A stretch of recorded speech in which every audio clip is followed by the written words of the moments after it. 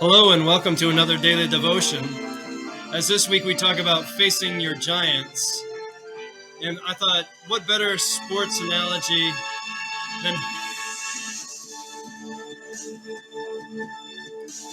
Jimmy Chipwood and Hoosiers, one of my all-time favorite movies. A David and Goliath story about Hickory winning the Indiana state title.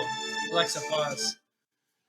Now, of course, the movie is got a lot of dramatization of the real story, a true story about Milan South High School, this school of 170 that goes on to win the Indiana State basketball tournament at Butler College Arena, and goes on to win a 2-point last-second shot. They didn't run the picket fence, but the player who Jimmy Chitwood is named after or played after does sink a last-second shot to elevate the team to glory. As we're talking about giant-sized issues, things that seem insurmountable, and I just remember Gene Hackman in the scene, a very powerful scene as these kids step into the field house, and it's huge compared to all the small-town country gyms that the high school has played in. He gets a ladder and he measures from floor to rim. Says, "What's it say?" 10 feet. He says, "Yeah, what's it measure back home?" 10 feet. "I think you'll find the baskets are the same here as they are any place else we've played." And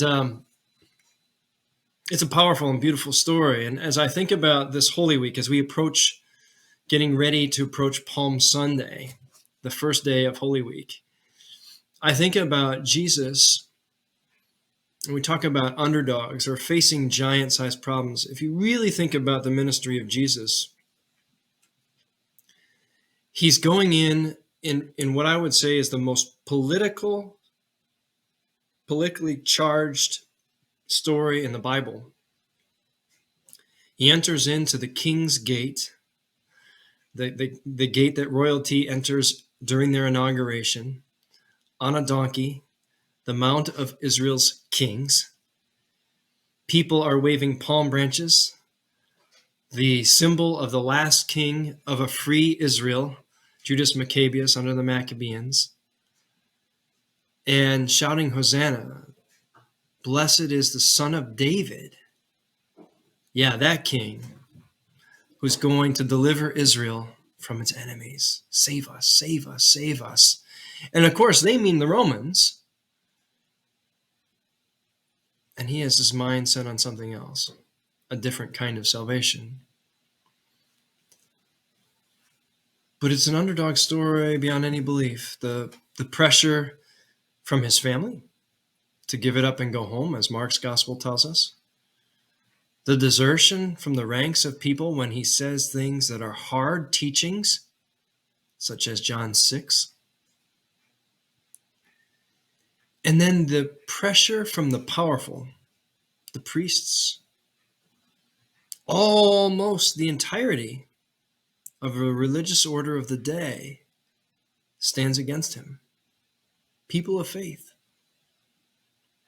The Romans certainly aren't happy that this itinerant preacher is rousing the populace during the Passover, a story where God saves the people from the oppression of a superpower, has not gone unnoticed.